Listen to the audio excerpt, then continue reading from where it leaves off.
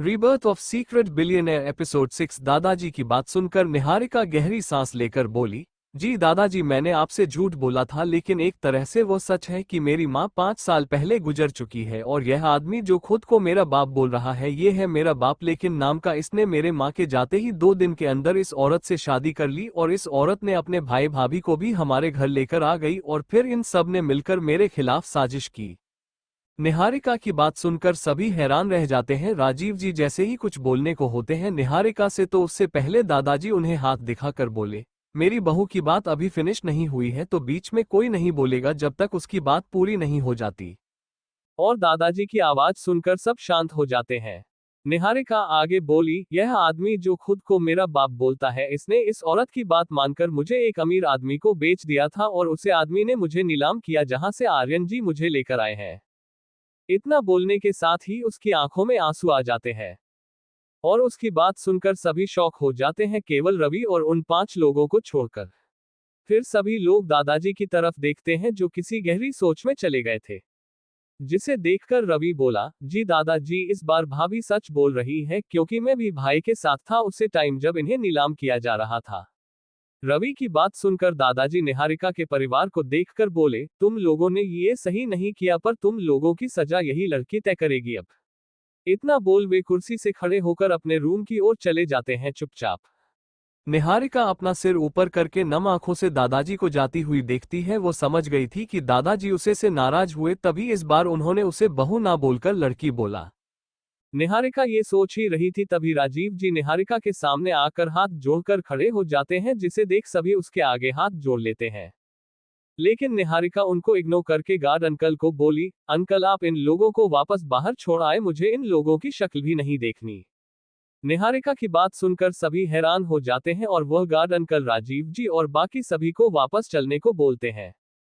लेकिन सब वापस जाने के लिए पहले ही निहारिका के पैरों में गिर पड़ते हैं और उससे माफी मांगने लगते हैं और अपने पिता को अपने पैरों में पड़ा हुआ देखकर निहारकर 2 कदम पीछे होकर बोली, आपको मुझसे नहीं बल्कि मेरी माँ से माफी मांगनी चाहिए। राजीव शुक्ला, वे कितने दर्द में मरी थी मुझे आज भी याद है और तुम सभी ने मेरे पति के साथ जो बुरा व्यवहार किया था ना, वह मैं नहीं भूल सकती, इसलिए निकल जाओ मेरे घर से। निहारिका गुस्से में बाहर की तरफ उंगली पॉइंट करके बोली। सबको नीचे जमीन पर घुटनों के बल बैठे राजीव जी और बाकी सभी एक दूसरे को देखते हैं। उनका ये प्लान ऑफ फेल हो गया। अब लास्ट प्लान एक ही बचा था जिसे पूरा सिर्फ राजीव जी कर सकते हैं और बाकी 4 लोग बस राजीव जी की तरफ उम्मीद भरी नजरों से देखने लगते हैं, जिसे देखकर राजीव जी आंखों से इशारा कर देते हैं, जिसे समझकर सभी लोग हाथ जोड़कर खड़े हो जाते हैं। निहारिका फिर अपना चेहरा दूसरी तरफ मोड़ लेती है। उन लोगों को अभी भी खड़ा हुआ देखकर रवि गुस्से से कुर्सी से खड़ा होकर बोला, क्या आप लोगों को मेरी भाभी की बात समझ नहीं आ रही या फिर मैं अपने तरीकों से आप लोगों को यहां से धक्के मारकर भागूं? रवि की बात सुनकर सभी लोग डर जाते हैं। तभी राजीव जी रवि के आगे हाथ जोड़कर बोले, नहीं बेटे, इसकी जरूरत नहीं है, मेरी बेटी ने ही मुझे इतना कुछ बोल दिया कि अब तो मैं मर ही जाता हूं। और इतना बोल वे टेबल पर रखे चाकू को उठाकर अपनी गर्दन पर रख लेते हैं, जिसे देखकर सभी की आंखें बड़ी बड़ी हो जाती हैं। निहारिका जो दूसरी तरफ देख रही थी वह भी उन्हें ऐसा करते हुए देखकर हैरान रह जाती है। मीना जी डरते हुए बोली, प्लीज आप ऐसा मत करो कीजिए और रुक जाओ, आपने जो भी किया वह मेरे कहने पर की था, बुरी में हूं आप नहीं। और वह रोने लगती है। तभी मनीष निहारिका के आगे हाथ जोड़कर बोला, दी भगवान के लिए पिताजी को बचा लीजिए, आप इतनी बुरी नहीं हो सकती है।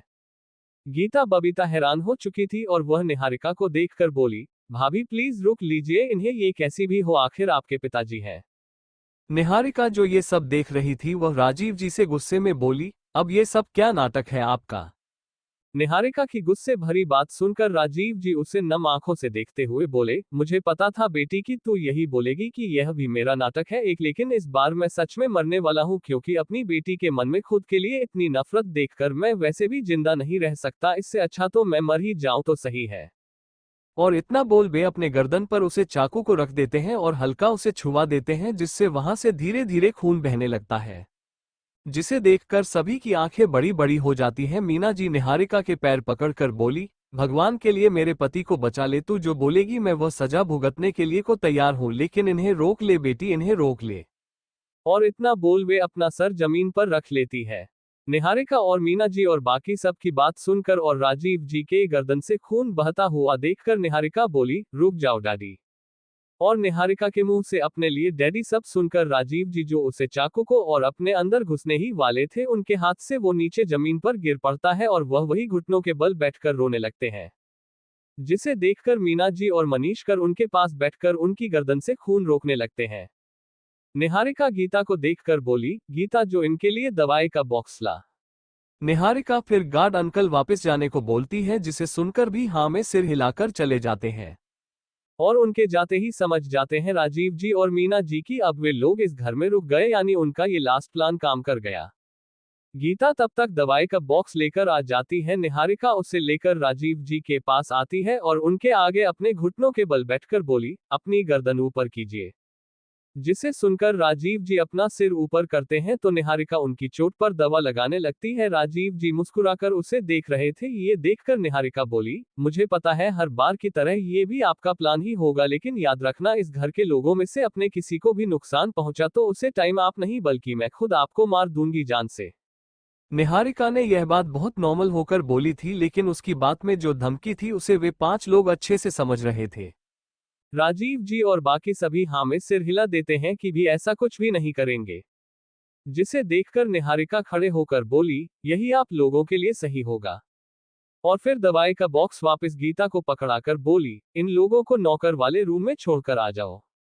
और निहारिका की बात सुनकर सभी हैरान हो जाते हैं जिसे देखकर निहारिका बोली, भले ही मैंने आप इस घर में रहने को हाँ की हो लेकिन सिर्फ एक नौकरों की जैसे अगर आपको इस घर में रहना है खाना है तो बराबर काम करना पड़ेगा क्योंकि इस घर के सारे नौकरों की आज से छुट्टी है और उनकी जगह सिर्फ तुम लोग काम करोगे। इतना बोलते निहारिका पलटकर गीता बबीता से बोली, तुम दोनों इन लोगों पर नजर रखना कड़क और इन्हें इनका काम भी समझा देना और जिस तरह नौकरों का खाना मिलता है इस तरह इनका खाना देना और यह बिल्कुल ही मत सोचना कि ये मेरे रिश्तेदार हैं बल्कि इनको इस तरह से ट्रेड करना जैसे सभी नौकरों को किया जाता है। और इतना बोल वो एक नजर सभी को घूर के देखकर सीढ़ियों से चली जाती है ऊपर अपने रूम में।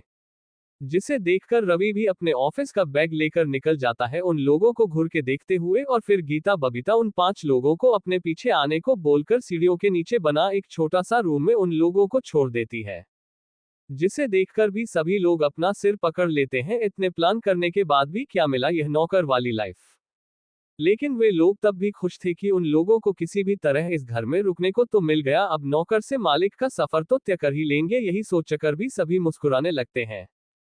आर्यन और निहारिका के रूम में निहारिका जो अपने रूम में पहुंच के धीरे से रूम का डोर खोलती है तो वह देखती है कि आर्यन बेड पर बैठकर लैपटॉप पर कुछ कर रहा था और उसे देखकर लग रहा था कि वह अभी भी उससे नाराज हो। निहारिका फिर रोनी सी शक्ल बनाकर रूम में अंदर जाकर आर्यन के सामने बैठ जाती है उदास होकर बिल्कुल उसकी लैपटॉप के आगे और वह कुछ देर इंतजार करती है कि आर्यन उसे देखे लेकिन आर्यन ने उसे पूरा इग्नोर कर दिया था। उसका ध्यान सिर्फ लैपटॉप पर था और उसकी उंगली उसे पर जल्दी जल्दी चल रही थी। ये देखकर निहारिका दुखी होकर बोली, हब्बी मैं बहुत बुरी हूं, ना देखो ना मैं आपकी और दादाजी की लड़ाई शांत करने के चक्कर में आपको नाराज कर दिया और बाद में फिर दादाजी भी मुझसे गुस्सा हो गए जब मैं उन्हें अपनी पूरी सच्चाई बता दी तो। इतना बोल वह अपना सिर नीचे कर लेती और उसकी आंखों से आंसू बहने लगती है।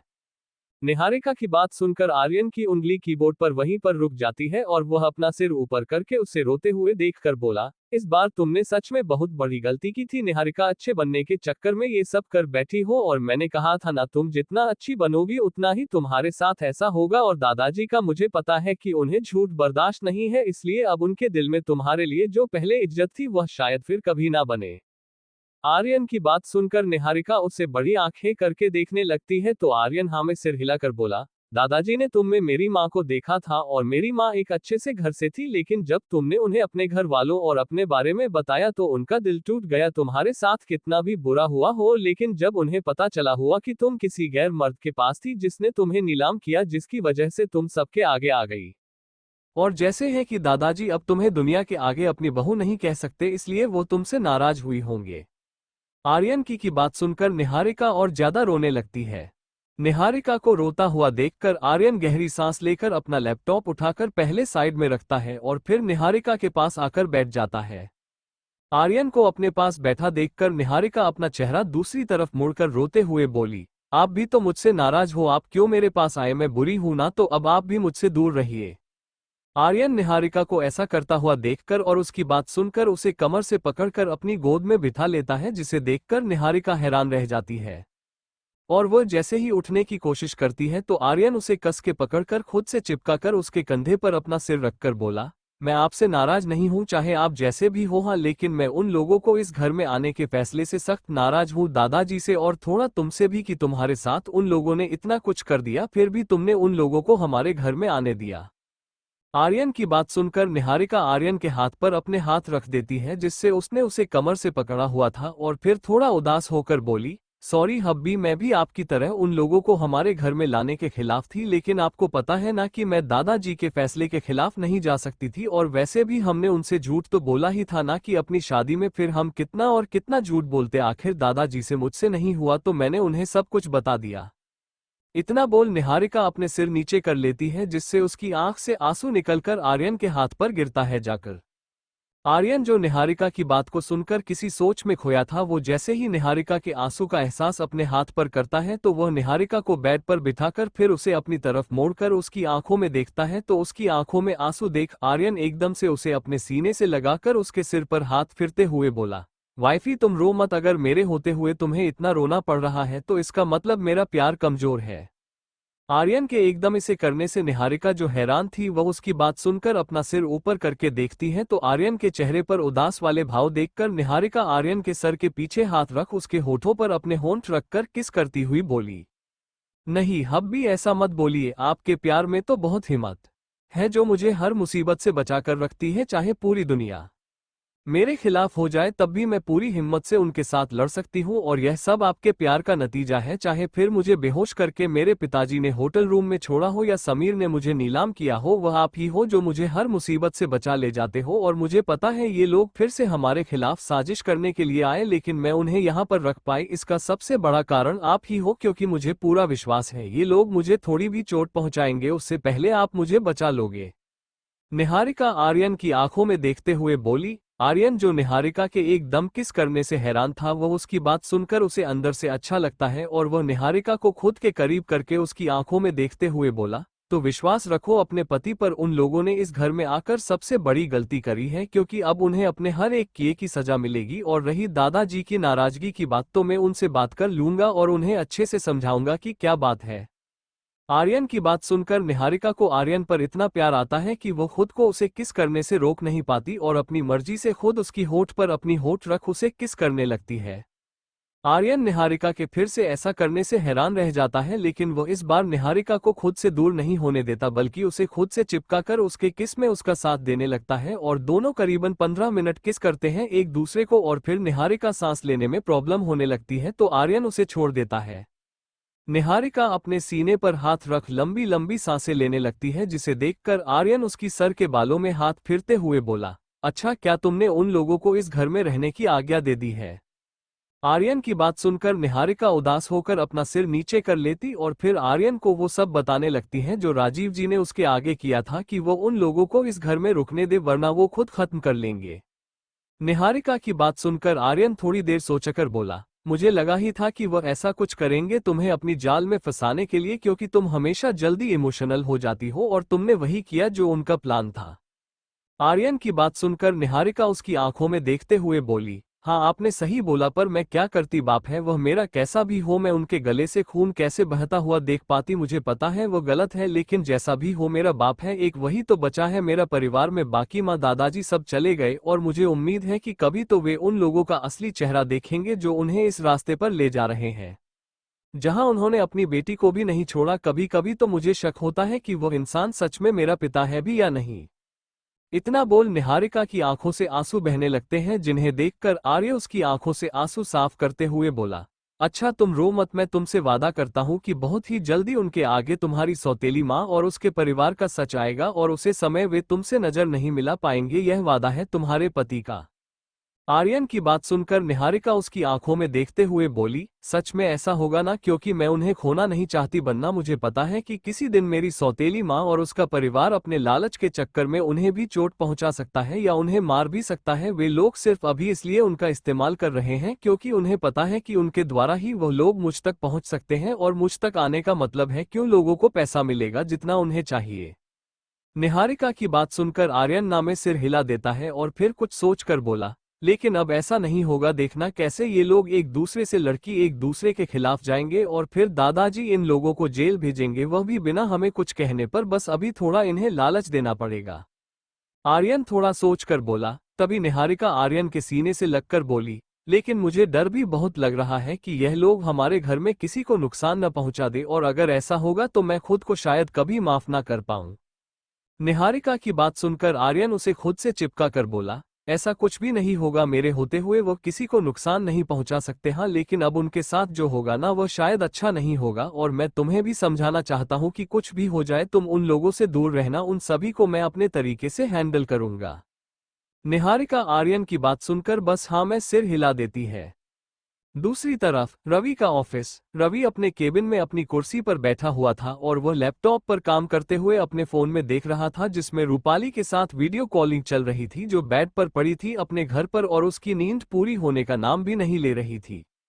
रूपाली रवि को देखती हुई बोली, आपने तो कहा था कि इतना दर्द नहीं होता, और मुझे भी ऐसे ही लगा था उसे टाइम, लेकिन आपको पता है सुबह से कितना दर्द और कितनी कमजोरी महसूस हो रही है। मुझे सुबह से दोपहर हो गई, लेकिन मुझ में इतनी भी हिम्मत नहीं आई कि मैं बेड से उठ सकूं, और यह सब तुम्हारी वजह से हुआ है। पता नहीं तुम्हारी एनर्जी इतनी ज्यादा कैसे है कि सुबह उठकर तैयार होकर ऑफिस में बैठकर काम कर रहे हो। रवि रूपाली की बात सुनकर उसे मुस्कुराते हुए देखकर बोला, ये तो अपने आप पर निर्भर करता है कि तुम अपने शरीर को कैसे स्वस्थ रखती हो। तभी रूपाली रवि की बात को बीच में काटते हुए उसे घूर के देखकर बोली, 1 मिनट, 1 मिनट रुको, कहीं तुम ये तो नहीं कहना चाहती रात को जो हमारे बीच में हुआ वह मेरा पहली बार था, लेकिन तुम कई बार कर चुके हो कई सारी लड़कियों के साथ, और इसीलिए तुम्हें इतना ज्यादा फर्क नहीं पड़ा, राइट? बोलने के साथ ही रूपाली लाल आंखों से रवि को घूरने लगती है।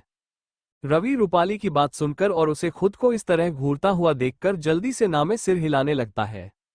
लेकिन रूपाली गुस्से से बोली, रवि तुम अब रहने दो, तुम भी उन्हें मर्दों की तरह हो जो लड़कियों को शादी का झूठा झांसा देकर उनके साथ वो सब करके छोड़ देते हो। कस मैंने तुम्हें पहले पहचान लिया होता, लुट गई मैं, इस बड़े आदमी ने मुझे कहीं का नहीं छोड़ा, अब तक तो शायद मेरे पेट में तुम्हारा बच्चा भी आ गया होगा, क्या करूंगी मैं इसका। इतना बोल रोने लगती है और उसकी बात सुनकर रवि अपनी बड़ी बड़ी आंखें कर लेता है। मतलब क्या है इसका कहने का, और एक दिन में बच्चा कहां से आ गया, और अभी तो एक दिन भी नहीं हुआ।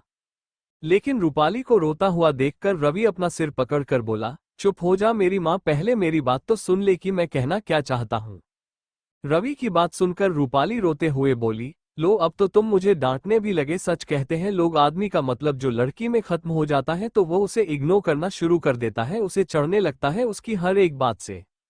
रूपाली की बात सुनकर रवि फिर से हैरान होकर उसे देखने लगता है, ये क्या बोली जा रही है लड़की, और उसने कब डांटा उसे। रूपाली रवि का चेहरा देखकर अपनी हंसी को बड़ी मुश्किल में कंट्रोल कर रही थी और वह फिर से नाटक करते हुए बोली, कहीं तुम सच में मेरे साथ ऐसा ही तो नहीं करने वाले कि अब मुझे कहो कि रूपाली अब तुमसे मेरा मन भर गया है तो मैं तुमसे शादी तो नहीं कर सकता, जाओ तुम्हें जिससे शादी करनी है कर लो। रवि रूपाली की बात सुनकर गुस्से से बोला, खबरदार अगर तुमने एक शब्द और बोला और अब मेरी पूरी बात सुनने बिना तुमने कुछ बोला तो मैं। रूपाली अपनी हंसी कंट्रोल करते हुए बोली, तो तुम क्या करोगे मेरे साथ, चिड़ेले होने वाले पति। और इतना बोलो अपने मुंह पर हाथ रख लेती है और आखिर में उसकी हंसी छूट जाती है। रवि जो रूपाली के मुंह से अपने लिए ये शब्द सुनकर और ज्यादा गुस्से से उसे देख रहा था, वो जब उसे अपने मुंह पर हाथ रखकर हंसते हुए देखता है तो सब समझ जाता है कि यह लड़की उसे इतनी देर से पागल बना रही है। सिंह विला। आर्यन निहारिका को समझाकर उसे सुला देता थोड़ी देर के लिए बेड पर और खुद रूम से निकलकर दादाजी के रूम में चला जाता है। उनसे बात करने के लिए राजरूम का डोर नॉक करता है तो अंदर से दादाजी की आवाज आती है, कौन है, मैं अभी किसी से बात नहीं करना चाहता। दादाजी की आवाज सुनकर राज हल्का सा रूम का डोर खोलकर बोला, दादाजी मैं हूं। दादाजी जो बेड पर लेटे थे वो राज की आवाज सुनकर बेड से उठकर डोर की तरफ देख बोले, राज तुम। राज हाँ में सिर हिलाकर रूम के अंदर आ जाता है, जिसे देख दादाजी बेड साइड में बैठ अपने दोनों पैरों को लटकाकर दूसरे तरफ मुंह करके बोले, क्या हुआ, क्या बहू ने तुम्हें भेजा है खुद आकर मुझसे माफी मांगने की जगह। दादाजी की बात सुनकर आर्यन उनके पास आकर बोला, नहीं उसने मुझे नहीं भेजा और उन्हें आपसे माफी भी नहीं मांगनी चाहिए।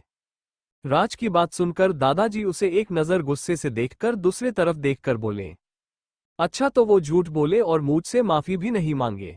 बहुत खूब, तुम भी अपने घमंडी बाप पर जा रहे हो, वो भी मुझसे कभी कभी लड़ पड़ता था अपनी बीवी के लिए, चाहे उसकी बीवी की गलती ही क्यों ना हो, और अब तुम भी यही कर रहे हो, और इसमें बहू से ज्यादा तुम्हारी गलती थी आर्यन। वो तो चलो बाहर की थी, तब इस घर में आई तो उसने बोला झूठ, तो मैं एक चोट उसे माफ भी कर सकता था, लेकिन तुम्हें सब पता है कि इस घर में झूठ और झूठे लोग बिल्कुल भी नहीं पसंद। फिर तुम्हारी हिम्मत कैसे हुए मुझसे झूठ बोलने की, वो भी उसके बारे में जो लड़की अब सिंह परिवार की बहू है।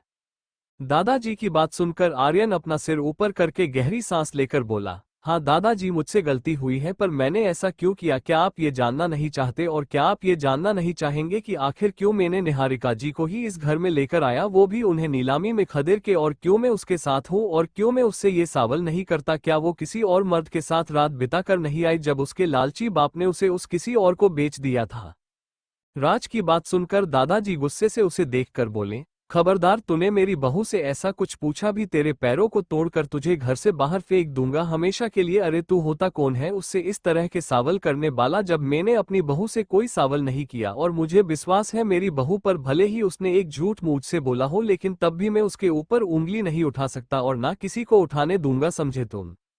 दादाजी गुस्से से आर्यन को देखकर बोले। आर्यन अपने दादाजी की गुस्से भरी बात सुनकर मुस्करा कर फिर उनके पैरों के पास आकर अपने घुटनों के बल बैठकर अपने दोनों कान पकड़कर उन्हें देखता है। दादाजी आर्यन को ऐसा करते हुए देख हैरान थे। आर्यन शायद बड़े होकर पहली बार ऐसा क्या होगा, वरना ये जिद्दी लड़का कभी ऐसा करना तो दूर की बात उनसे माफी तक नहीं मांग सकता है। दादाजी को हैरान देख आर्यन बोला, दादाजी, मुझे पता है मैं बहुत जिद और एकदू हूं, लेकिन आपको पता है कि आपसे उतना ही प्यार करता हूं जितना आप मुझसे और रवि से करते हैं। दादाजी आर्यन की बात सुनकर अपना चेहरा दूसरी तरफ मोड़कर बोले, तुझे अगर ऐसा लगाता है कि मैं तेरे ऐसा करने से और तेरी इन प्यार भरी बातों में आकर तुझे माफ कर दूंगा तो तू गलत है। भले ही मैं निहारिका पर विश्वास करता हूं, लेकिन क्या तुझे ऐसा करने से पहले सोचना नहीं चाहिए था कि इससे हमारे परिवार की क्या इज्जत रह जाएगी लोगों के आगे? दादाजी की बात सुनकर राज उठकर उनके पास बैठकर सामने दीवार पर अपनी और दादाजी के साथ रवि की तस्वीर देखकर बोला, नहीं सोचा दादाजी, कुछ नहीं सोचा। पता नहीं उनमें ऐसा क्या था कि मैं उन्हें के लिए किसी भी हद तक जाने के भी तैयार था। जब पहली उन्हें देख तब से मेरा दिमाग सब सोचना बंद कर दिया था। दादाजी आर्यन की बात सुनकर हैरान थे और उनके दिमाग में कुछ चलने लगता है, जैसे कुछ याद करने की कोशिश कर रहे हो। आर्यन उन्हें देखकर हाँ में सिर हिलाकर बोला, हाँ दादाजी, यह निहारिका वही है जिसके लिए मैंने ये घर छोड़ा था। आर्यन की बात सुनकर दादाजी की आंखें बड़ी बड़ी हो जाती है, जिसे देखकर आर्यन आगे बोला, यह निहारिका वही है जिसके लिए मैं इस महल जैसे घर को छोड़कर निहारिका जी के उसे छोटे से घर में नौकर का काम किया था, ताकि मैं उन्हें रोज अपनी आंखों के सामने देख सकूं। आर्यन की बात सुनकर अब तो दादाजी को विश्वास नहीं हो रहा था कि आर्यन ने इतना सब किया, लेकिन भी उससे आगे कुछ बोल पाते उससे पहले राज आगे बोला, दादाजी, मुझे नहीं पता मैंने सही किया या गलत, लेकिन मुझे उसे समय वही सही लग रहा था, मैं नहीं रह सकता था उनके बिना, इसलिए मैंने ऐसा किया। इन 5 सालों में निहारिका के दादाजी ने मेरी शादी निहारिका से कर दी थी, क्योंकि उन्हें कहीं से ना कहीं ये पता चल गया था कि मैं कौन हूँ, लेकिन मैंने उन्हें ये सबको बताने से मना कर दिया था। लेकिन उन्होंने मुझे यह वचन लिया था कि वह मेरी शादी निहारिका जी से करेंगे, तब मैं मना नहीं कर पाया। लेकिन निहारिका जी के इस बारे में कोई खबर नहीं थी, और शादी के बाद भी मैं उनके लिए सिर्फ एक नौकर था। और 3 साल पूरे होने के बाद उन्होंने मुझे घर से जाने के लिए बोल दिया था, क्योंकि उन्हें लगता था कि मैं और ज्यादा रहूंगा तो उनके घर वाले मुझे और परेशान करेंगे, इसलिए मुझे उनका घर छोड़ना पड़ा। दादाजी आर्यन की बात सुनकर बोले, लेकिन तुम्हें ये सब करने की जरूरत क्या थी? तुम मेरे पास आते तो मैं तुम्हारी शादी उससे कर देता, वो भी पूरी दुनिया के सामने, और कोई कुछ भी नहीं करता। दादाजी की बात सुनकर आर्यन के चेहरे पर फीकी मुस्कान आ जाती है और वह उन्हें देखकर बोला, आप भूल रहे हो दादाजी कि मैंने आपको बताया था कि मैं एक लड़की से प्यार करता हूं, तब आपने मुझे कितना सुनाया था और कहा कि यह उम्र नहीं है मेरी इन सब के लिए, मुझे अपने पढ़ाई पर ध्यान देकर बिजनेस को संभालना चाहिए। दादाजी हाँ में सिर हिलाकर बोले, सही कहा तुमने, लेकिन मैं उसे समय शायद मैं निहारिका से मिला नहीं था और मुझे लगा था कि कोई और लड़की तुम्हें फंसा रही है अपने जाल में, इसलिए मैंने ऐसा बोला था। दादाजी की बात सुनकर आर्यन बोला, हाँ दादाजी, जो भी हो, लेकिन मैं उनके बिना नहीं रह सकता था, इसीलिए मैंने ये घर और आप सभी को छोड़कर उनके पास गया था। और रही बात की निहारिका जी के पिताजी ने जब उसे किसी को बेचा था तो उसके साथ किया हुआ था, तो उसे रात को मैं उनके साथ था, और यह हमारी किस्मत हो या ऊपर वाली की कोई मर्जी, लेकिन गलती से वह उसे दिन मेरे रूम में आ गई थी। जब मैं मीटिंग के लिए उसे होटल में गया था तो उनके साथ कुछ नहीं हुआ। आर्यन की बात सुनकर दादाजी राहत की सांस लेकर बोले, हाँ मुझे ऐसा ही कुछ लगा था कि मेरी बहू के साथ कभी कुछ गलत हो ही नहीं सकता और खुश रहे बेटे कि तूने उसकी हमेशा रक्षा की, चाहे इसके लिए तुझे मेरे विरुद्ध भी क्यों न जाना पड़े। दादाजी आर्यन के सिर पर प्यार से हाथ फेरते हैं जिसे देख आर्यन मुस्कुरा देता है। आर्यन फिर दादाजी को देखकर बोला, और यह भी सच है कि यह लोग जो आज निहारिका जी से इतने प्यार से बात करके अंदर आए ये सब उनका नाटक है, केवल क्योंकि उनको पता चल गया है कि निहारिका जी इस शहर के सबसे बड़े परिवार की बहू बन चुकी है, तो ये तो उनको करना ही था, लालची जो ठहरे। आर्यन की बात सुनकर दादाजी बोले, हाँ शायद इसीलिए उन्हें इस घर के अंदर आने के लिए साफ मना कर रहे थे, मेरे खिलाफ जाकर भी तुम। दादाजी की बात सुनकर आर्यन हाँ में सिर देता है, जिसे देखकर दादाजी गुस्से में बोले, रुक तो मैं अभी उन लोगों को धक्के मार के इस घर से बाहर फेंक कर आता हूँ। इतना बोल बे गुस्से में उठने लगते हैं तो आर्यन उनका हाथ पकड़कर उन्हें वापस बिठाते हुए बोला, रहने दीजिए दादाजी, अब निहारिका जी ने उन्हें इस घर में रहने के लिए बोली दिया है तो रहने दीजिए। दादाजी आर्यन की बात सुनकर कंफ्यूज होकर उसे देखते हुए बोले, बेटे ये लोग कभी नहीं सुधर सकते, ये फिर से हमारी पीठ पर हमला करेंगे, खास करके हमारी बहू पर, और उसे कुछ हो जाए ये तो तुम भी बर्दाश्त नहीं कर सकते और मैं भी, क्योंकि वो इस घर में रौनक लेकर वो आए हैं और ये लोग हमारी घर की खुशियों को हमसे छीने आए और मैं ये बिल्कुल भी बर्दाश्त नहीं करूंगा। मुझे गुस्सा तो इतना आ रहा है कि उन्हें गिरफ्तार करवाकर पूरी जिंदगी जेल में बंद कर दो, लेकिन निहारिका के परिवार होने की वजह से मैं उन्हें सिर्फ इस घर से बाहर निकल रहा हूँ अभी। दादाजी की बात सुनकर आर्यन होने समझाते हुए बोला, दादाजी मेरा भी कुछ ऐसा ही सोचना है, लेकिन अब ये करना सही नहीं होगा क्योंकि निहारिका जी चाहती है कि उनके पिताजी के सामने उनकी बीवी और उनके परिवार की पूरी सच्चाई आ जाए, क्योंकि वह अपने पिता को नहीं खोना चाहते, इसलिए हमें उन्हें अपने घर रखना ही होगा। आर्यन की बात सुनकर दादाजी सोचकर बोले, हाँ ये तो बहू ने बिल्कुल सही बोला, उसके पास अपना परिवार के नाम पर केवल उसका बाप ही बचा है जो अभी गलत रास्ते पर है। आर्यन बोला, लेकिन अब हम उन्हें अब सही रास्ते पर लेकर आएंगे, इसके लिए सबसे पहले इन सबको इस घर में रहने दीजिए और फिर हम इन पर धीरे धीरे अपना प्लान से काम करेंगे और जब उन्हें लगेगा कि यह लोग जीत गए उसी समय हम अपने असली दाव चलेंगे। तब तक जैसा चल रहा है चलने दीजिए, बाकी सब मुझ पर छोड़ दीजिए, मैं सब देखता रहूंगा। आर्यन की बात सुनकर दादाजी उसके कंधे पर हाथ रखकर बोले, ठीक है बेटे, मैं तुम पर पूरा विश्वास करता हूँ, लेकिन याद रखना कि मेरी बहू को कुछ नहीं होना चाहिए, बाकी उन लोगों में से अगर कोई नहीं भी रहा तुम चिंता मत करना, मैं सब संभाल लूंगा। दादाजी की बात सुनकर आर्यन मुस्कुराने लगता है, जिसे देखकर दादाजी भी हंसते हुए बोले, चलो जा, मुझे आराम करने दे, तूने मुझे ये सब बताकर मेरा मन हल्का कर दिया और अब मुझे अपनी बहू से माफी भी नहीं चाहिए, बल्कि उसके साथ जो बुरा इन लोगों ने किया तो उसके लिए मुझे पर और भी प्यार आने लगा और वो बहुत अच्छी बच्ची है। निहारिका, तूने मेरे लिए और इस घर के लिए अच्छी बहू लेकर आया, खुश रहे जा। दादाजी हाथ के इशारे से आर्यन को जाने को बोले। इतना बोल दादाजी लेट जाते हैं बेड पर, जिसे देखकर राज मुस्कुरा खड़े होकर रूम से बाहर निकल जाता है और फिर वो कुछ सोचकर सीडीओ की तरफ जाने लगता है। रूपाली का घर। रूपाली रवि से फोन पर बात करके 2-3 घंटे के लिए सोई थी और फिर वो शाम को 4 बजे उठकर तैयार होकर जब नीचे हॉल में आकर देखती है तो दादाजी एक लड़की के साथ बैठकर बातें कर रहे थे। वह लड़का देखने में बहुत हैंडसम और किसी कंपनी का बॉस लग रहा था और इस समय उसे लड़के की नज़र भी रूपाली पर पड़ती है, जो सीडीओ से नीचे आते समय बीच में ही रुक गई थी और वो उन्हें ही देख रही थी।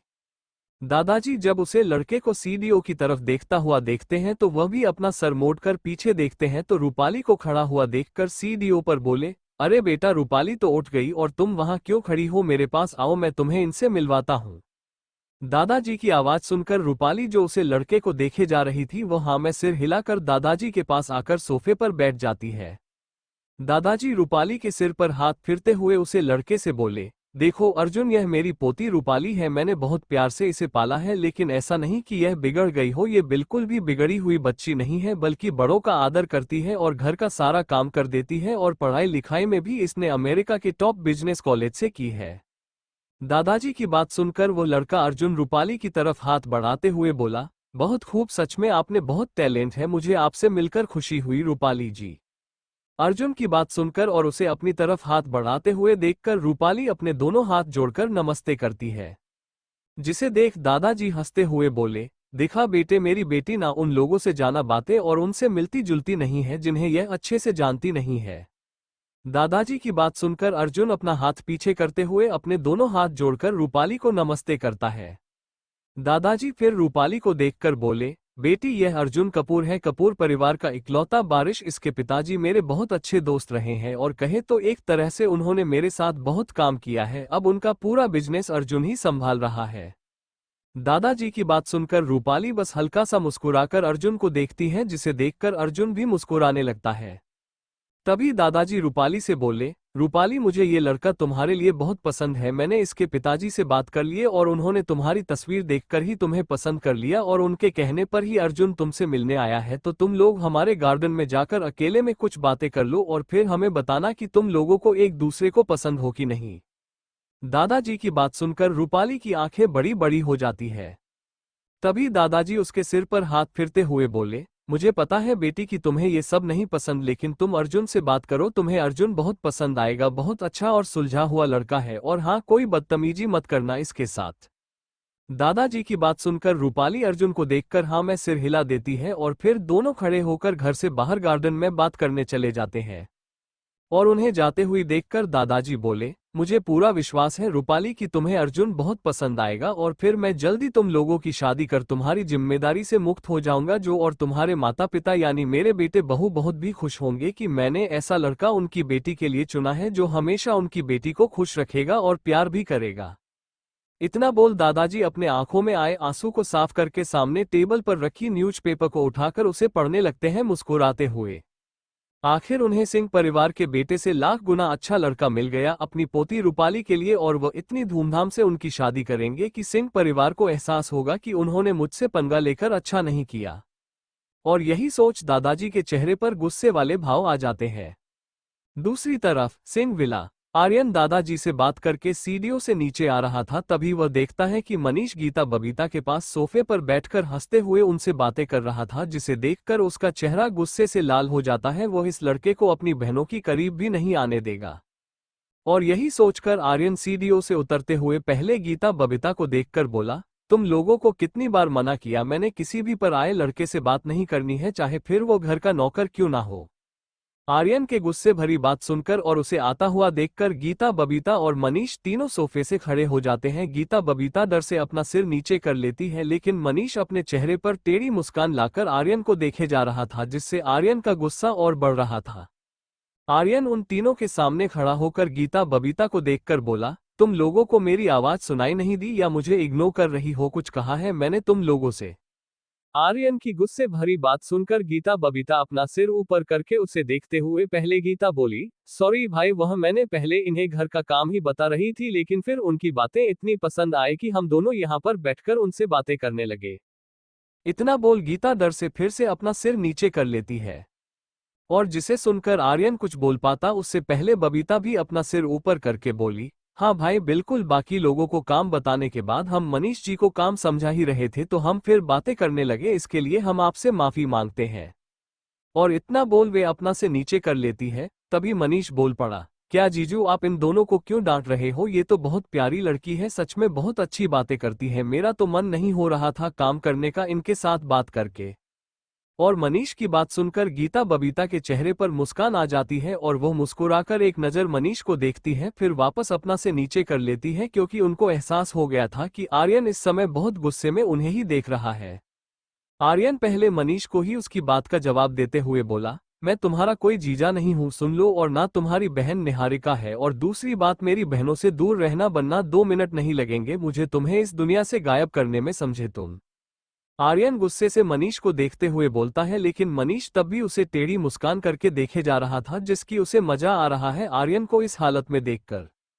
तभी आर्यन गीता बबीता से बोला, तुम लोग इतनी सुनने के बाद भी यहाँ पर खड़ी हो, क्या मुझे पागल समझ रखा है? जाओ अपने कमरे में, और अब से तुम दोनों मुझे इस लड़के के पास देखी ना तो मुझसे बुरा कोई नहीं होगा। और हाँ, तुम लोगों ने इस काम बता दिया है ना, बस इतना बहुत है। आज के बाद तुम लोग अपना काम करो और पढ़ाई लिखाई पर ध्यान दो, और पूरा समय अपने रूम में रहना, घर में नौकर बहुत हो चुकी है तो वे लोग सब संभाल लेंगे। आर्यन की बात सुनकर और उसे खुद को डांटता हुआ देखकर गीता बबीता की आंखों में नमी आ जाती है, और वे लोग अपनी आंखों से आंसू साफ करते हुए चली जाती है अपने रूम में। जिन्हें जाते हुए देखकर मनीष बोला, क्या जीजू आप दोनों को रुला दिया ना? अरे बात ही तो कर रही थी मुझसे, कौन सा मैंने उनको अपनी गोद में बैठा लिया था जो आप इतनी गुस्सा कर रहे हो? लेकिन वह आगे एक शब्द और बोल पाता उससे पहले ही आर्यन उसकी शर्ट की कॉलर को पकड़कर उसकी आंखों में दिखते हुए बोला, खबरदार, अगर मेरी बहनों के बारे में तूने गलत सोचा या उनके साथ कुछ करने का प्लान भी बनाया, मेरी धमकी को धमकी समझना, उसे मजाक में लेने की सोचना भी नहीं, क्योंकि मैं अपनी पर आ गया ना तो तू नहीं बचेगा। आसपास काम कर रहे मनीष के परिवार ये सब देख रहे थे। आर्यन को मनीष की कॉलर पकड़ते हुए देखकर बहुत डर जाते हैं और मीना जी भाग कर आती है और मनीष के पास खड़े होकर और उनके आगे हाथ जोड़कर बोली, प्लीज आर्यन जी, आप इसे माफ कर दीजिए, आगे से ऐसा कुछ भी नहीं करेगा ये लड़का। यह मेरा आपसे वादा है, प्लीज उसे छोड़ दीजिए। मीना जी की बात सुनकर भी आर्यन का गुस्सा शांत नहीं हो रहा था, क्योंकि उसे अभी भी मनीष की वह हंसी बहुत चुप रही थी। तभी दूसरी तरफ राजीव जी भी आकर खड़े हो जाते हैं और वह भी हाथ जोड़कर उससे माफी मांगने लगते हैं। और जिसे देखकर आर्यन मनीष की कॉलर छोड़ों से पीछे धक्का देता है, जिससे जाकर वो सोफे पर बैठ जाता है। आर्यन फिर उसकी तरफ उंगली पॉइंट करके राजीव जी से बोला, सुनिए, आपकी वजह से ये लोग यहाँ पर हैं, क्योंकि मेरी बीवी के दिल में आपके लिए अभी भी प्यार है, वरना मुझे एक सेकंड नहीं लगेगा आप सभी को बाहर करने में। तो इस नालायक को समझा देना, ये गलती से भी मेरी बहनों के करीब ना जाए, वरना आप सभी के लिए बहुत बुरा होगा, समझे आप लोग। आर्यन गुस्से में सभी की तरफ उंगली पॉइंट करके फिर पलटकर वापस सीढ़ियों से अपने रूम में चला जाता है। और जिस जाते हुए देखकर सभी राहत की सांस लेते हैं। मीना जी सोफे पर बैठकर मनीष के सिर के पीछे एक थप्पड़ मारते हुए बोली, गधे, कितनी बार बुलाए तुझे कि यह अपनी लड़की बाजी से दूर रहा कर, और तुझे क्या जरूरत थी तुम्हें उसे दोनों से बात करने की, तेरी वजह से हमारे अच्छे वाले प्लान की वट लग जाती। मीना जी की बात सुनकर राजीव जी भी मनीष को घूर के देखते हुए बोले, आर्यन बेटा सही बोल कर गया है कि निहारिका के दिल में अभी भी मेरे लिए जो 1% इज्जत बची है ना, उसे वो 2 मिनट में खत्म कर देगा अगर तूने उनकी बहनों के पास भी गया तो। राजीव जी और मीना जी की बात सुनकर उनके पास खड़े राकेश जी और रवीना जी भी बोल पड़े, हाँ और नहीं तो क्या, इस लड़के को कब अकल आएगी जब हम लोग रोड पर भिख मांगेंगे। और उन सब की बात सुनकर भी मनीष मुस्कुराते हुए बोला, ऐसा कुछ नहीं कर पाएगा वो हमारे साथ, और आप लोग चिंता मत करो, मैं उसे इतना मजबूर कर दूंगा अपने आगे कि वह अपने घुटने टेकेगा मेरे आगे और हम सभी को हाथ जोड़कर इस घर में रखेगा, वह भी पूरी इज्जत से। मनीष की बात सुनकर सभी लोग अपना सिर पकड़ लेते हैं, ये लड़का पक्का उन्हें मरवाएगा। लेकिन मनीष के दिमाग में जो प्लान चल रहा था वह तो उसे ही पता था, और उसे पता था कि अभी उसका प्लान कोई नहीं समझेगा, लेकिन जब वे लोग इस घर के सभी लोगों को अपने घुटनों के आगे बैठा हुआ देखेंगे तब ये लोग ही उसकी तारीफ करेंगे, और यही सोचकर वो मुस्कुराने लगता है। और फिर सभी लोग अपना काम करने लगते हैं मनीष को इग्नोर करके, क्योंकि उनको पता था कि यह लड़का तो नहीं सुधरने वाला, फिर चाहे उन लोगों को रास्ते में भीख ही क्यों न मांगना पड़े उन्हें। रूपाली के घर के गार्डन में लगी ब्रांच पर रूपाली और अर्जुन बैठे हुए थे। दोनों के बीच में 2 लोगों की बैठने की जगह थी। दोनों कुछ सोच में थे। रूपाली सोच रही थी कि अर्जुन को क्या बोले कि वो खुद ही शादी से मना कर दे, ताकि उसे अपने दादाजी की आगे बुरा ना होना पड़े। रूपाली अर्जुन को रवि के बारे में नहीं बताना चाहती थी, और अर्जुन सोच रहा था कि वो पहले क्या बात करे रूपाली से, क्या उससे बिजनेस की बात करनी चाहिए या पढ़ाई की या घर के काम की, क्योंकि वो बहुत कम बातें करना पसंद करता है लड़कियों से, और शायद उसी चक्कर में उसमें कभी जीएफ नहीं बनाई, पर उसे लगता था कि उसकी लाइफ में बहुत अच्छी लड़की आएगी रूपाली जैसी, जो उसे पहले ही नजर में पसंद आ गई थी। रूपाली फिर जैसे ही अर्जुन से कुछ बोलने को होती है तभी अर्जुन भी बोला, रूपाली जी वो, जिसे देखकर अर्जुन रुक कर बोला, अच्छा आप पहले बोले कि आपको क्या पूछना है। रूपाली ना में सिर हिलाकर बोली, कुछ नहीं आप बोली, आप कुछ बोल रहे थे ना मुझसे। रूपाली की बात सुनकर अर्जुन बोला, जी मैं बस यही पूछ रहा था कि आपको मेरे बारे में कुछ पूछना हो तो आप पूछ सकती हैं, वैसे भी आपके दादाजी ने मेरे बारे में आपको काफी बातें बता दी हैं, फिर भी आपको कुछ पूछना हो तो आप पूछ लो। अर्जुन की बात सुनकर रूपाली बोली, मुझे आपसे कुछ पूछना नहीं है, बल्कि आपको अपने बारे में कुछ बताना है, इसके बारे में आपको जानना बहुत जरूरी है। रूपाली की बात सुनकर अर्जुन बोला, वैसे मुझे आप बहुत पसंद आए और मुझे आपसे कुछ पूछने की जरूरत नहीं है, क्योंकि दादाजी ने जब पहली बार आपकी तस्वीर दिखाई थी मुझे, तभी मैंने हाँ बोल दिया था कि वह आप ही हो जिसकी मुझे तलाश है, जिसकी वजह से मैंने और किसी लड़की को अपने करीब नहीं आने दिया। अर्जुन की बात सुनकर रूपाली उसे हैरानी से देखने लगती है अपनी बड़ी आंखें करके, जिसे देखकर अर्जुन बोला, जी हाँ मैं बिल्कुल सच बोल रहा हूँ, आपको मुझ पर विश्वास नहीं है तो मैं अपनी मेडिकल रिपोर्ट दिखा देता हूँ कि मैं अभी भी वर्जन हूँ। और वह अपने पैंट की पॉकेट से एक कागज निकालने लगता है, जिसे देखकर रूपाली जल्दी से बोली, अरे मुझे विश्वास है, रहने दीजिए, लेकिन आपको भी मेरे बारे में सब पता होना चाहिए, क्योंकि अगर दोनों बराबर है तो रिश्ता सही रहता है। रूपाली की बात सुनकर अर्जुन बोला, नहीं नहीं, ये सब बताने का मतलब यह नहीं था मेरा कि आप भी मुझे यह मेडिकल रिपोर्ट दिखाएं कि आप हो कि नहीं वर्जन। और मैं जानता हूँ गर्लफ्रेंड बॉयफ्रेंड होना आम बात है आज की दुनिया में। आपसे मुझे सिर्फ ये कहना है कि मैं आपके लिए लॉयल रहूंगा हमेशा, और मुझे नहीं लगता कि आप में भी कोई कमी होगी, तो मुझे आप बहुत पसंद हो, यही कहना चाहता हूँ मैं बस। इतना बोल अर्जुन जल्दी से अपना से दूसरी तरफ मोड़ लेता है। बोलने के साथ ही उसकी दिल की धड़कन तेज हो गई थी और वह थोड़ा घबरा रहा था कि रूपाली उसकी बात का क्या जवाब देगी। वैसे उसे विश्वास था कि कोई लड़की उसे मना कर ही नहीं सकती, फिर भी उसके दिल में एक अजीब घबराहट हो रही थी। रूपाली अर्जुन की पूरी बात सुनकर हैरान होकर उसे देखने लगती है। क्या है ये लड़का, मतलब पूरी तैयारी के साथ आया है कि यह मुझे से शादी करके ही रहेगा, लेकिन मैं नहीं कर सकती इससे शादी। अगर मैं इसे हाँ बोली तो पक्का रवि मेरा खून कर देगा, और मैं अब इसकी टाइप की बच्ची भी तो नहीं। मेरे और रवि के बीच में सब कुछ हो चुका है, इसे अच्छे लड़के को धोखा देने से अच्छा कि मैं इसे मना ही कर दूं, वह सही रहेगा। यही सोचकर रूपाली गहरी सांस लेकर बोली, देखो अब मैं तुम्हें साफ साफ क्लियर बताती हूँ कि मैं तुमसे। लेकिन वह आगे कुछ बोल पाती तभी उसके फोन पर मैसेज आता है। रूपाली अपने हाथ में लिए फोन में जब उसे मैसेज को चेक करती है तो वह रवि का मैसेज था, जिसमें लिखा था, बेबी मैं ऑफिस से घर जा रहा हूं, और हाँ अगर तुम्हारी थकावट दूर हो गई हो तो तैयार रहना, रात को एक राउंड और करना है अभी। रवि का ये मैसेज पढ़कर तो रूपाली की आंखें बड़ी बड़ी हो जाती हैं। क्या यह आदमी हमेशा ही इस मूड में रहता है और उसकी थकावट और दर्द भी कम हुआ नहीं है जो फिर से ऐसे मैसेज करने लगा। रूपाली का चेहरा शर्म से और गुस्से से लाल होने लगता है रवि का मैसेज पढ़कर। अर्जुन जो दूसरी तरफ देख रहा था, जब वह काफी देर तक रूपाली को कोई जवाब देता नहीं देखता है तो अपना सर मुड़कर उसे देखता है तो वह अपने फोन में किसी के मैसेज को घुरे जा रही थी। रूपाली को देखकर रवि कंफ्यूज होकर बोला, क्या हुआ रूपाली जी, आप अपने फोन को क्यों घुरे जा रही हो? अर्जुन की आवाज सुनकर रूपाली उसे देखती है और फिर गहरी सांस लेकर अपने फोन को बेंच पर साइड में रखकर बोली, जी कुछ नहीं, वो एक दोस्त का मैसेज आया था उसी को देख रही थी बस। रूपाली की बात सुनकर अर्जुन बोला, अच्छा वैसे आपने मेरे सवाल का जवाब नहीं दिया कि क्या आपको भी मैं पसंद हूं कि नहीं। अर्जुन की बात सुनकर रूपाली उसे देखकर जैसे ही कुछ बोलने को होती है तो फिर से उसके फोन पर मैसेज आने की आवाज आती है। तो रूपाली अपना सिर मोड़कर अपने फोन की तरफ देखती है तो रवि का फिर से मैसेज आया था। रूपाली 1 मिनट अर्जुन को बोलकर जब उसे मैसेज को चेक करती है तो उसमें लिखा था, तुम मुझे इग्नोर कर रही हो, मेरा मैसेज देखने के बाद भी रिप्लाई नहीं दे रही हो, क्या तुम दादाजी के साथ हो? क्या सच में तुम मुझे इग्नोर कर रही हो और इस समय किसी और लड़के के साथ बैठकर अपनी फ्यूचर प्लानिंग कर रही हो? लास्ट वाली बात रवि ने मजाक में मैसेज में की थी, लेकिन रूपाली की आंखें बड़ी बड़ी हो जाती हैं क्योंकि यह बात सही है कि वह इस समय किसी और आदमी के साथ बैठी है जो उसे शादी के लिए मना रहा है, और उसकी बुरी किस्मत है कि उसके दादाजी भी उसके लिए तैयार है। रूपाली यही सोच रही होती है तभी अर्जुन बोला, रूपाली जी क्या हुआ, आप कहाँ खो गई? क्या कोई आपको परेशान कर रहा है मैसेज करके? अगर ऐसा है तो आप मुझे बता सकती हैं या फिर मेरी बात करा दो उससे। अर्जुन की बात सुनकर रूपाली की आंखें बड़ी बड़ी हो जाती हैं और वह जल्दी से ना में सिर हिलाकर बोली, नहीं नहीं ऐसा कुछ नहीं है, वो मेरी एक सहेली का मैसेज आ रहा है जो मुझे बार बार मैसेज करके कुछ पूछ रही है, इसलिए मैं आपकी बातों पर ध्यान नहीं दे पा रही, सॉरी। रूपाली की बात सुनकर अर्जुन बोला, कोई बात नहीं, आप चाहे तो पहले उनसे अपनी बात क्लियर कर लीजिए, तब तक मैं इंतजार करने के लिए तैयार हूँ। अर्जुन की बात सुनकर रूपाली थोड़ा सोचकर बोली, थैंक्स अर्जुन जी, मैं अभी 2 मिनट उसे कॉल पर बात करके आपको जवाब देती हूँ।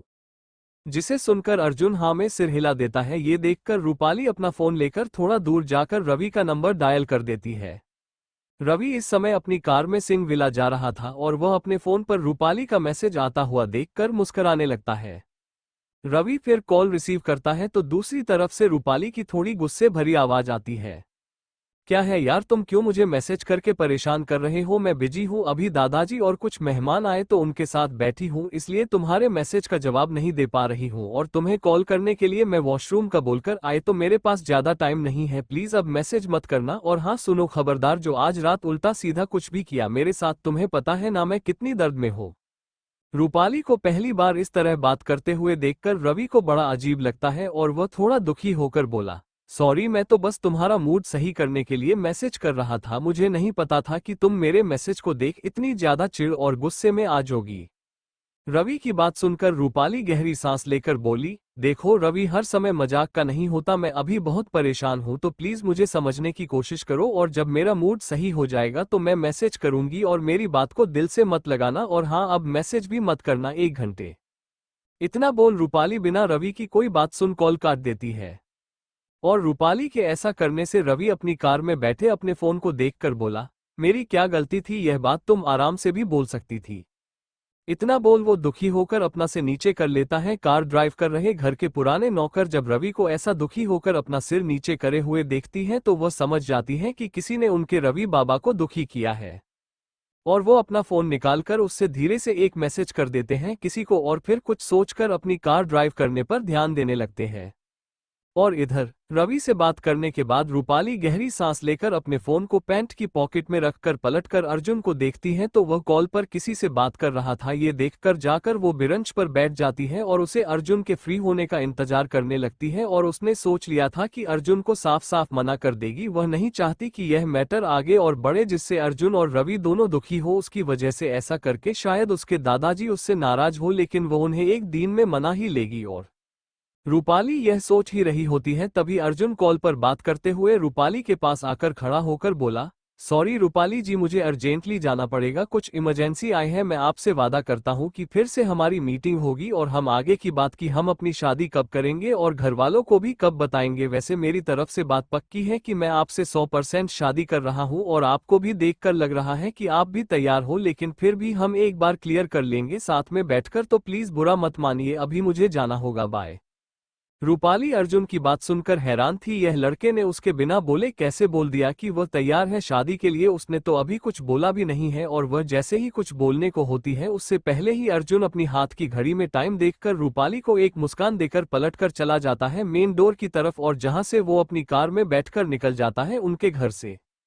अर्जुन के जाने के बाद रूपाली अपना सिर पकड़ लेती है। ये हो क्या रहा है उसके साथ, मतलब अब फिर से इस लड़के से उसे मिलना पड़ेगा और इसकी यह गलतफहमी दूर करनी पड़ेगी कि वो शादी करने को बिल्कुल भी तैयार नहीं है। अरे भाई, उसका बॉयफ्रेंड है जिसके साथ उसने सब कुछ कर लिया, अब वो बची ही नहीं है इसके लायक, कैसे इससे शादी कर सकती है। सिंह विला डाइनिंग टेबल पर दादाजी और आर्यन ही बैठे हुए थे जिनकी प्लेट में निहारिका खाना रखते हुए आसपास देख रही थी। और निहारिका के पीछे उसके परिवार के 5 लोग खड़े थे अपना से नीचे करे हुए। उन लोगों को रूल्स बता दिए थे घर के कि जब तक घर के लोग खाना नहीं खा लेते तब तक वे लोग भी खाना नहीं खा सकते, और जब घर के पूरे लोग खाना खा लेते हैं तो नौकर बचा हुआ खाना ले जाकर अपने रूम में खा सकते हैं।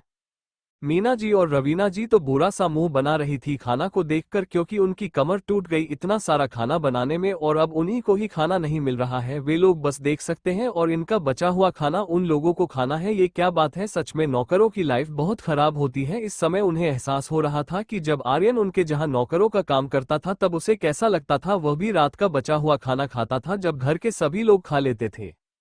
मनीष अपने पास खड़ी अपनी माँ के कान में धीरे से बोला, माँ, विश्वास नहीं हो रहा है कि हमें इस भी दिन देखना पड़ रहे हैं जहां पर हमें भी उसी तरह खड़ा होना पड़ रहा है जैसे हमारे घर में निहारिका का पहला पति आर्यन खड़ा रहता था। उसके हाथ का बनाया हुआ खाना हम लोग मजे से खाते थे और उसके लिए बचा हुआ खाना छोड़ देते थे। थोड़ा सा आज हमारी भी ऐसी हालत हो गई है।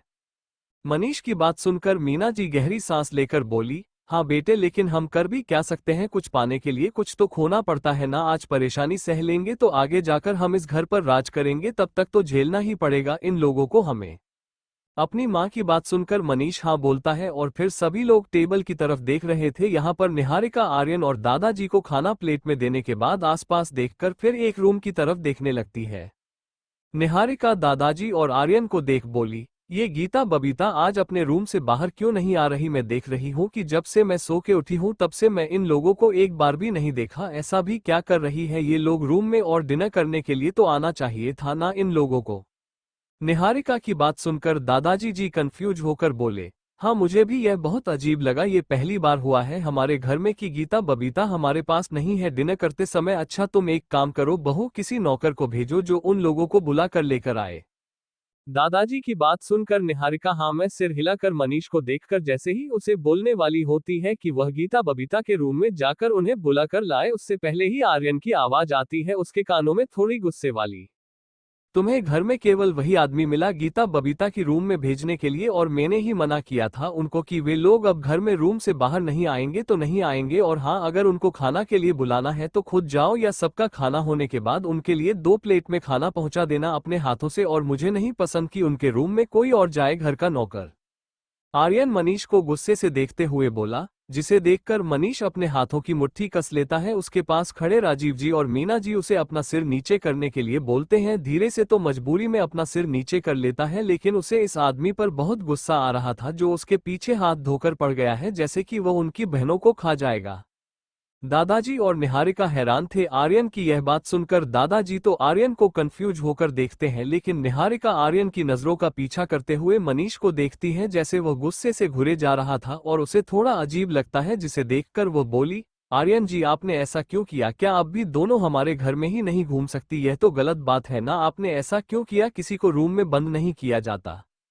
निहारिका को भी हल्का सा गुस्सा आ गया था आर्यन की ऐसा करने से, जिसे सुनकर आर्यन उसे देखकर बोला, मैंने कुछ गलत नहीं किया, जो किया उनकी भले के लिए किया। तभी दादाजी आर्यन को देखकर बोले, उन दोनों को रूम में बंद करके तुम कौन सा भला कर रहे हो? उनका ऐसा करके तो तुम उनके दिलों में अपने लिए जो प्यार है उसे खत्म कर रहे हो। दादाजी की बात सुनकर निहारिका भी हाँ में सिर हिला देती है, जिसे देखकर आर्यन बोला, जो भी हो, भले ही आज मैं उन्हें बुरा लग रहा हूं, लेकिन घर में जब तक बाहर के लोग हैं उन लोगों का रूम में ही रहना सही होगा। लेकिन आप चाहे तो उन्हें खाने के लिए बुला सकती हैं, इसमें मैं उन्हें नहीं रोकूंगा, लेकिन खाने के तुरंत बाद उन्हें वापस अपने रूम में जाना होगा। आर्यन की बात सुनकर दादाजी और निहारिका आर्यन को देख कंफ्यूज थी कि आर्यन ऐसा क्यों कर रहा है, लेकिन उसकी बाहर वाली बात सुनकर वे लोग राजीव जी और बाकी सभी को देखते हैं, जिसे देखकर वे थोड़ा बहुत समझ जाते हैं। निहारिका फिर हाँ में सिर हिलाकर बोली, ठीक है, मैं उन्हें बुलाकर लेकर आती हूँ। इतना बोल वो उन लोगों के रूम की तरफ चली जाती है। दादाजी आर्यन को देखकर बोले कि मुझे विश्वास है कि तुम उन लोगों को कभी बुरा नहीं सोच सकते, लेकिन फिर भी तुम उन लोगों को इस दुनिया की बुराई से बचाकर नहीं रख सकते। ऐसे तो तुम उन्हें कमजोर कर रहे हो। आज की दुनिया से लड़कर ही जीता जा सकता है, पीछे हटकर नहीं। दादाजी की बात सुनकर आर्यन बोला, दादाजी मैं उन्हें दुनिया के आगे से जाने से नहीं रोक रहा। वे लोग अपने कॉलेज जा सकती हैं, अगर घूमने फिरने जाना है तो वहां पर जा सकती हैं, लेकिन इस समय घर में घूमना उनका सख्त मना है और यह मेरा आखिरी फैसला है। इसके आगे कोई कुछ नहीं बोलेगा तो कुछ नहीं। इतना बोल आर्यन अपना खाना खाने लगता है। दादाजी भी गहरी सांस लेकर अपने खाने पर ध्यान देते हैं। वे जानते थे कि ये लड़का बहुत जिद्दी है। निहारिका जब गीता बबीता के रूम का डोर नॉक करती है तो अंदर से आवाज आती है, कौन है? हम लोग बाहर नहीं आ सकती, हमारे भाई ने मना किया, प्लीज आप जो भी है वापस चले जाएं। और उनकी बात सुनकर निहारिका को दिल से बुरा लगता है, ऐसा तो उसके साथ भी नहीं हुआ था। फिर वही हिम्मत करके धीरे से बोली, गीता बबीता मैं हूं, निहारिका डोर खोलो। निहारिका की आवाज सुनकर थोड़ी देर बाद गीता डोर खोल देती है। निहारिका रूम के अंदर आकर देखती है तो बबीता बेड के पास अपना सिर नीचे करे खड़ी थी और गीता उसके पास, जिसे देखकर निहारिका बबीता को भी अपने पास आने का इशारा कर बोली, बबीता मेरे पास आओ तुम भी। जिसे सुनकर बबीता अपना सर ऊपर किए बिना ही आकर गीता के पास खड़ी हो जाती है, जिसे देखकर निहारिका दोनों के चेहरे पर हाथ रखकर बोली, तुम लोग अपना सिर ऊपर करके अपनी भाभी को देख सकती हो, अगर भाई से गुस्सा हो भी तो भाभी से थोड़ी होना गुस्सा। निहारिका की बात सुनकर और उसे ऐसा करता हुआ दोनों अपना सिर ऊपर करके नम आंखों से उसे देखती है। निहारिका दोनों की आंखों में आंसू देखकर जैसे ही कुछ बोल पाती उससे पहले ही गीता बबीता एकदम से उसके गले लगकर रोने लगती है, जिसे देखकर निहारिका हैरान हो जाती है और वह दोनों के सिर पर प्यार से हाथ फेरने लगती है। उसे आर्यन पर बहुत गुस्सा आ रहा था और उसका मन कर रहा था कि वह अभी इसी समय जाकर आर्यन को खूब सुनाए कि वो ऐसा कैसे कर सकता है, अपनी बहनों के साथ क्या भूल गया, कि उसके साथ क्या किया था उसके परिवार वालों ने और अब वो अपनी बहनों के साथ कर रहा है। तभी निहारिका की कानों में पहले गीता की आवाज आती है जो रोते हुए बोल रही थी, नहीं भाभी, हम भाई से गुस्सा क्यों होंगे, हमने गलती की थी तो हमको सजा मिल रही है, हम नहीं है उनसे गुस्सा, लेकिन हमको बहुत बुरा लग रहा है। हम लोग कभी इस तरह रूम में बंद नहीं रहे और प्लीज आप भाई को मनाए ना कि हम कभी फिर आपके भाई से बात नहीं करेंगे। और गीता की बात सुनकर निहारिका की आंखें बड़ी बड़ी हो जाती है कि आर्यन में इन दोनों को सजा इस चीज की दी है कि मनीष दोनों से बातें कर रहा था, लेकिन वह गीता की बातें का कोई जवाब दे पाती उससे पहले ही बबीता भी रोते हुए बोली, हाँ भाभी प्लीज भाई को बताइए कि हम आगे से किसी भी लड़के से और ना आपके भाई से बात करेंगे, चुपचाप रहेंगे, इस तरह तुम आपके रूम में भी नहीं आ सकते। आपसे बात करने के लिए आप भाई को समझाइए कि अब हम सिर्फ कॉलेज और आपके रूम में आया करेंगे और हमें खुद से दूर मत कीजिए, प्लीज भाभी समझाइए भाई को, और हम उनसे गुस्सा नहीं है।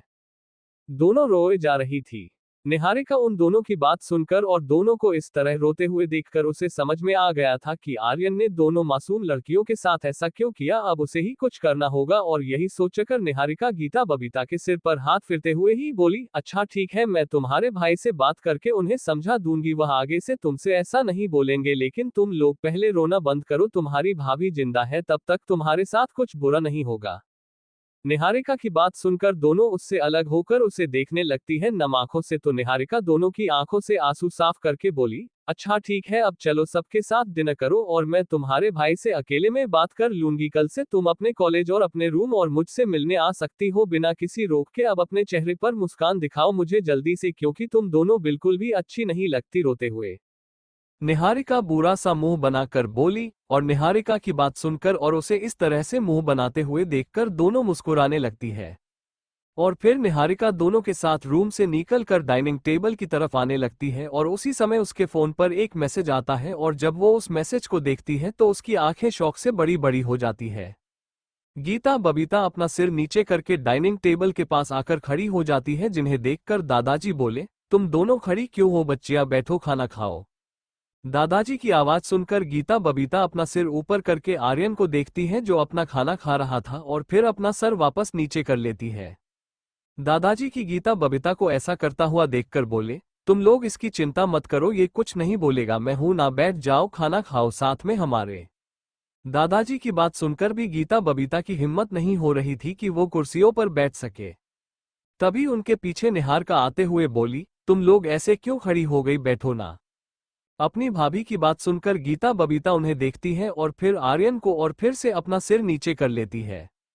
ये देखकर निहारिका गहरी सांस लेती है, वो समझ चुकी थी कि ये दोनों तब तक नहीं बैठेंगे जब तक आर्यन उन्हें बोलेगा उन्हें बैठने के लिए। निहारिका फिर आर्यन के पास आकर उसकी प्लेट में एक रोटी रखती हुई धीरे से उसके कान में बोली, प्लीज हब्बी मेरे लिए अपना गुस्सा शांत करके उन दोनों को कह दो कि वे साथ में बैठकर खाना खा ले। इतना बोल निहारिका वापस आकर गीता बबीता के आगे प्लेट रखने लगती है। गीता बबीता जैसे ही मना करने वाली होती है तभी आर्यन अपना सिर ऊपर करके उन्हें देखते हुए बोला, तुम दोनों को मैंने खाना खाने से मना नहीं किया, चलो बैठ जाओ और खाना खाओ सबके साथ। आर्यन की बात सुनकर निहारिका उसे घूर के देखती है, यह आदमी इतनी सी बात को प्यार से भी बोल सकता था, लेकिन नहीं, 24 घंटा उनके सिर पर गुस्सा चढ़ा रहता है बस।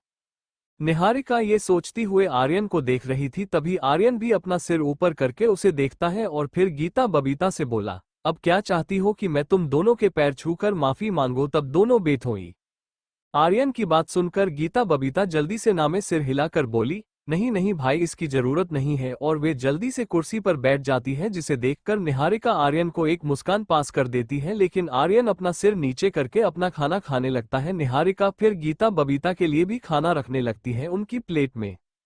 और यह सब देख रहे दूर खड़े निहारिका के परिवार वाले हैरान थे। मनीष अपनी माँ के कान में बोला, माँ, यह निहारिका कितनी बदल चुकी है, अपने घर पर तो उसने कभी ऐसा नहीं किया, हम लोग खाना खाया नहीं इसे कोई मतलब नहीं था, यहाँ पर देखो कैसे बुला बुला कर सभी को खाना खिला रही है, और उनके बाद ये जरूर खाना खाने बैठेगी। मनीष की बात सुनकर मीना जी गहरी सांस लेकर बोली, मुझे पता था इस लड़की की यह ऐसी ही, और इसने हमें कभी अपना परिवार समझा भी नहीं था, तभी शुरू से हमारे साथ ऐसा व्यवहार करती थी, और अभी भी देख लो, हम लोग जो इसका परिवार है वो यहाँ पर खड़े हैं, और जिससे इसकी शादी हुई है उसके परिवार को प्यार से खाना खिला रही है, भगवान ऐसी बेटी किसी को ना दे। लेकिन मनीष उनकी बात को सही करते हुए बोला, नहीं माँ, बल्कि ऐसा बोलो कि ऐसी बेटी सभी को मिले जिसकी वजह से हम बहुत जल्दी माला माल होने वाले हैं, हम लोग करोड़ों में खेलेंगे माँ, ये सब हमारा होगा, और वो सब इस लड़की की वजह से होगा, आप इसे पूरा नहीं बोल सकती। मनीष की बात सुनकर मीना जी भी हाँ में सिर देती है, इस बारे में तो उन्होंने सोचा ही नहीं, सच में ये लड़की उनके लिए सोने की वो मुर्गी है जो उन्हें सोने की अंडे देती है, तो वो उनके लिए कैसे बुरी हो सकती है, ऐसी बेटी तो उन्हें मिलनी चाहिए।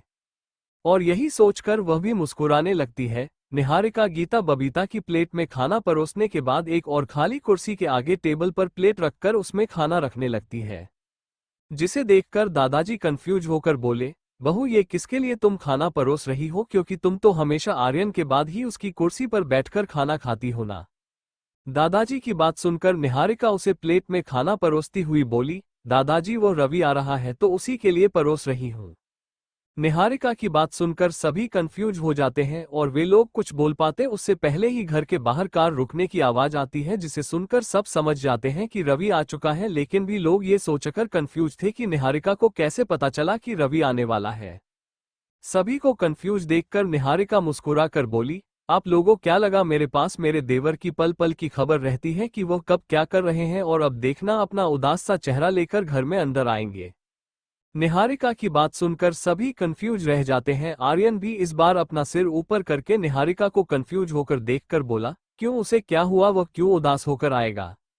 आर्यन की बात सुनकर बाकी सभी लोग निहारिका को देखने लगते और निहारिका कुछ बोले बिना सिर्फ दरवाजे की तरफ इशारा करती है, जहां से सच में रवि अपने हाथ में बैग लिए अपना छोटा सा चेहरा बनाए घर के अंदर इंटर हो रहा था। ये देखकर सभी हैरान हो जाते हैं और भी कभी रवि को देखते तो कभी निहारिका को, जो मुस्कुरा रही थी। रवि अपना सिर नीचे करके उदास हुए सीढ़ियों की तरफ जा रहा था, जिसे देखकर निहारिका बोली, रवि जल्दी आना खाना खाने के लिए, मैंने भी अभी खाना नहीं खाया, तुम्हारे इंतजार में खड़ी हूँ, जल्दी आओ। निहारिका की आवाज सुनकर रवि रुककर एक नजर सभी को देखकर फिर निहारिका से बोला, सॉरी भाभी, वो आज मेरा मन नहीं है खाने का, प्लीज आप खा लीजिए।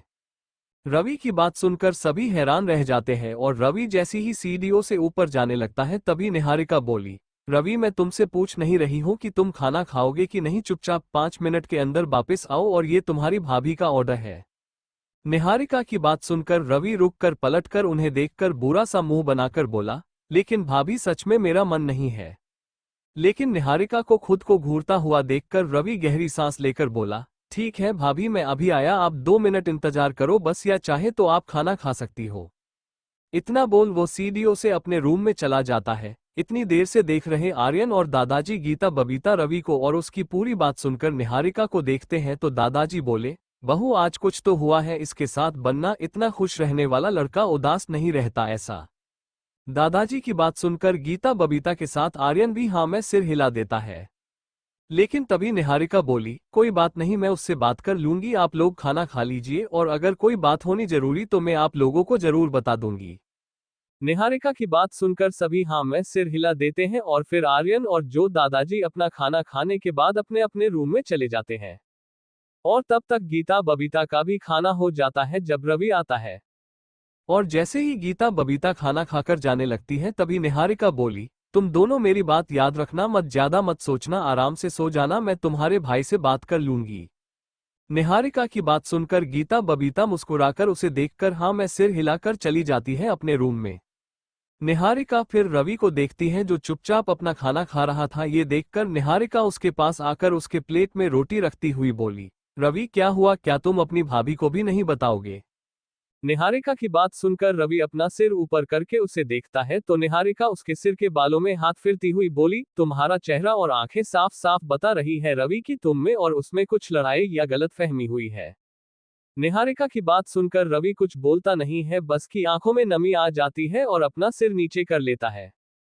निहारिका रवि को ऐसा करता हुआ देखकर निहारिका समझ जाती है कि उसने बिल्कुल सही अंदाजा लगाया, रवि की रूपाली से कोई बात तो हुए है जिसकी वजह से वो इतना उदास है।